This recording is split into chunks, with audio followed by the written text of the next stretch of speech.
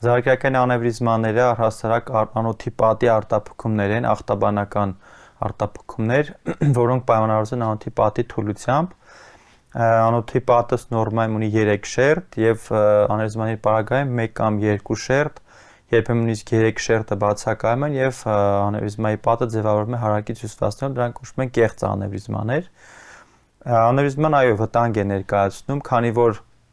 ինքնին անևրիզման գրեթե ախտանիշներ չի առաջացնում, շատ հազվադեպ մեծ անևրիզմաններ են առաջացնում ախտանիշներ եւ հիմնականում պացիենտները հայտնաբերում են անևրիզման, երբ որ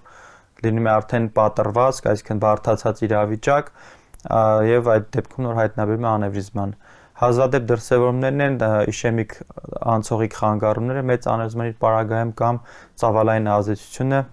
անևրիզմայով, այսպես կոչված հսկա անևրիզմաների պարագայում հնարավոր է առաջանալ ծավալային ազդեցություն որպես ուռուցքային process-ի